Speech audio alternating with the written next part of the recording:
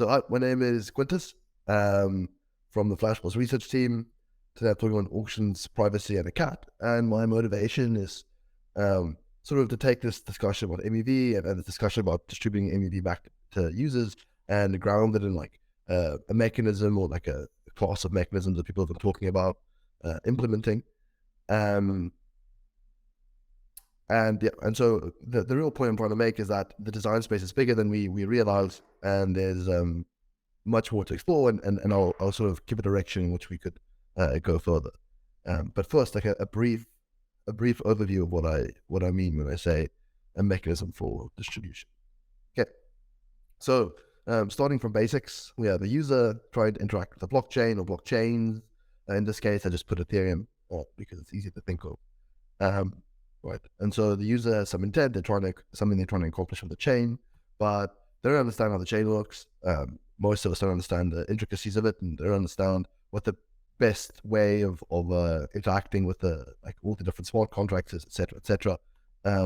Similarly, the mempool is very hard to pass many different transactions in there. Pretty much only like searches and like a couple of like very like technical parties that actually can reason about this well in the time frame required.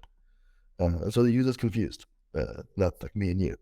And here the idea of an auction comes in nicely. I am just giving it my own definition, which is a mechanism for price discovery through competition. And then once you think about it for a little bit, it doesn't have to be price discovery. It can just be discovery, like in a reverse auction or something. It doesn't have to be a price people are competing on. And that makes a lot of sense here because we actually need some discovery because we don't actually know how to do what we're trying to do. And so the sort of beautiful end case would be to have this magical auction in between the happy user and the blockchain, solving all of our problems. And that's the direction we're going. Or I'm proposing we go at least. Right, and just to be clear, when people hear auctions and MEV, they think of PBS usually. That's not what I'm talking about, right? This PBS and the searcher, like build a relationship and all these things. That's like, it takes part of what you can construe as like one large auction where the beneficiary is the proposer. But really like the mental model I'm working with is like an auction that logically precedes all of this, where the benefactor is the user. And of course, like in implementation, these could be much more integrated, and maybe in like if you really want to reason about this perfectly, then you should think of the whole system as a whole. But for now, we're just going to focus on the order flow auction, which is the green bar on the left, if you haven't caught on yet. And so, just to give you like a rough idea, I took a slide from a presentation I gave at December with like one taxonomy you could give, breaking up the different archetypes of auctions. And like this really isn't like super rigorous, and you can definitely propose a different way of dividing things up, and maybe it'll make more sense. But just to give a rough idea, you can have these kind of like auctions, which I just label here as a priori, where the winner is determined like way in advance. It resembles sort of like TradFi, PFOF, these kind of things. What I've called auction house, because I don't have a better name for it, but there's some official name. And there's like different variations where people bid either on like single items, right? And these items are going to usually be like users' intents, right? Among other things, but like it's the items are related to the user's intents because the user's trying to execute something on the chain, and that's what we care about, right? You have combinatorial auctions where people can bid on subsets of items, and batch auctions are somewhat of a continuation of this, where the batch is fixed. You can't like pick and choose a subset, of course with some caveats. And then Dutch auctions and like I guess English auctions and whatnot are all run over time. So anyway, so this is like one way of dividing things up, and I've explained it all to you, and thank you for listening. But so what we're doing today. So the point I'm trying to make is that there's an argument, or so there's a dimension that is missed in this taxonomy that is quite interesting, and that we should be thinking more about. I think it's like a large design space we haven't really explored, and that's kind of like control over memory. What does that mean? Well, we think about that's not good. So there's supposed to be some little robots over there, but I guess they're not showing. I guess maybe it's because you're making your own code. Anyway, just imagine at the end of these bubbles, there are a bunch of robots. The point I'm trying to make here is that in an auction, the idea is to communicate that an item is being sold to as many bidders as possible, because we're trying to get up the competition. And of course, they need to know about the item being sold to bid on the item. But I'm going to argue that this is actually not desirable, and also not the only thing that we need to do necessarily, or the only thing that we can do to have this discovery through competition mechanism. So in order to do this, I'm introducing another character, or I guess the first character in the story, Schrodinger's other cat, right, with half a sibling in expectation, I guess. And again, we have the same setting with the bidders, which are now invisible, but I promise they're there, and an item which is being auctioned over. But now we introduce as well a cat and a box. And the cat here acts as a auctioneer, and as you can tell by its hat and stick, it is a magical cat. And so the cat controls all of the actions taken in the box, and more importantly, it also controls the perimeter of the box. So what this means is that the cat can control what information leaves and enters the box. So what can we do with this? And again, you can't see it, but there are a bunch of bidders outside the box, I promise. And there are bidders inside the box as well, which you can't see. But the idea is basically that the cat can allow bidders to submit like emissaries, copies of themselves, right? If we're talking about bots, or some version like that can do the bidding on the auction for them. And so the idea is that you inform all of these emissaries on the inside, but not necessarily the bidders on the outside, what's happening in the auction.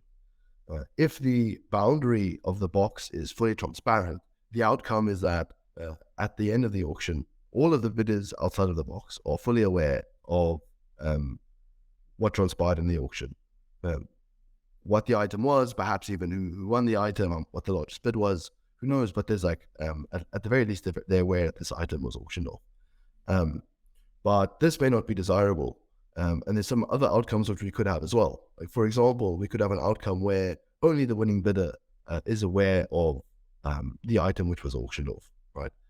Or going even further, no one is aware of who won the item until some other point in the future, and the actions taken on the item are taken within the box. Now that's very abstract. So to make it a bit more concrete, let's imagine we're auctioning off a big trade. Someone's trading a very large amount of a shitcoin. They're going to move the price. There are different variations of how we could do this, but let's imagine we have some sort of RFQ system where bids come in the form of commitments to giving a certain price. And so these emissaries within the box offer their different prices. What happens if the barrier of the box is transparent? Well, at the end of the day, the winning bidder now has to execute this order. But the knowledge that this order will be executed is now public, or at least many entities are aware of it.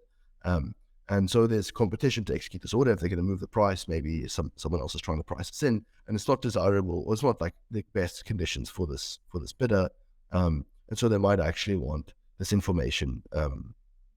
They'll have to price in this competition when they give their bid, knowing that when they're trying to execute this order, someone else might have already tried to price it in. If we change the setup so that only the winner is aware that they won the auction, they're the only one aware this big order needs to be executed, then the situation is much more favorable for them, and that should mean that they are able to bid higher in the auction. But let's imagine that Do Kwon is actually swapping on Uniswap, and he's asking to be backrun only. That's one of his conditions of the auction, or maybe that's what the auctioneer wants. I'm leaving aside the question, but it's actually the setup we want. Well, in this case, the cat has no control over what's actually happening outside of the auction. So it's very hard to see if the bidder is actually, what the bidder is going to do about the auction.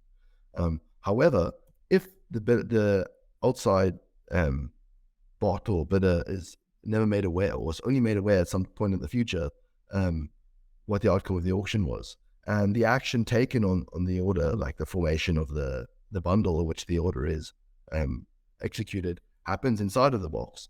Then the cat has control, and we can make sure that the bidding is like, along the lines, uses utility function or whatever it is, to put it like plainly in this example, there's no front running, right? Similarly, you can think of an Oracle update. You can imagine many people are lined up for liquidations, and the Oracles are like on the cliff. We don't know if they're going to be liquidated or not. If the auction's running in the clear, all of the bidders are aware of this Oracle update, whether the people are being liquidated or not. But only the winner is able to like backrun it, for example.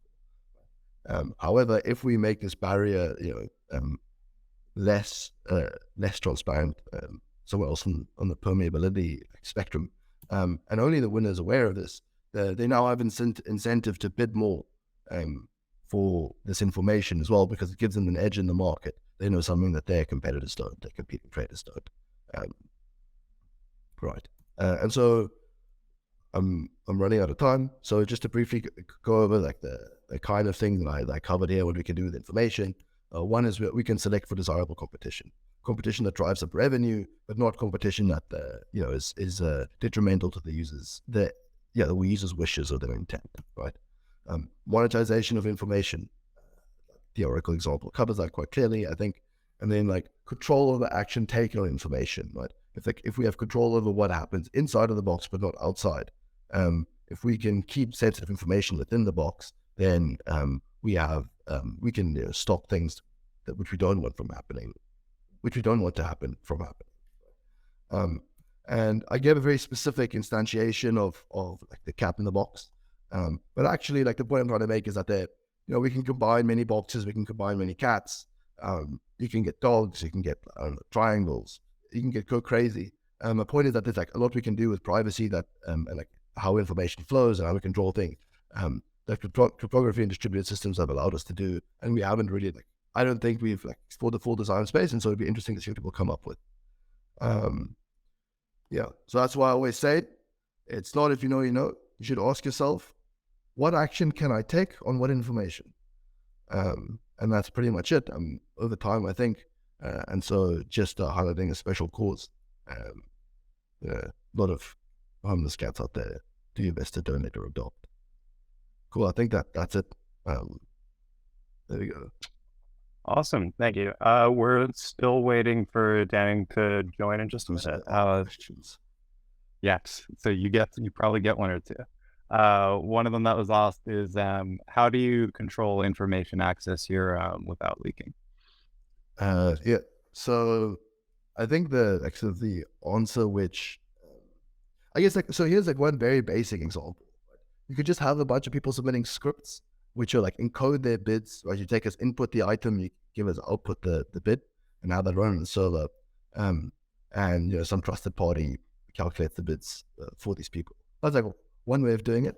A lot of trust assumptions there, and then you can scale up, Flashbots is exploring the SGX route, either via one central SGX. I'm not a cryptographer. I'm not going to talk about the trust assumptions there, but then moving outside of that, maybe you can have multiple parties running these SGXs. Maybe you can have the bidders themselves running different instances. I'll leave the answer there before I say something that doesn't make sense. Well, that's perfect timing. Danning just joined in now. So thank you again, and we will go over to the next one.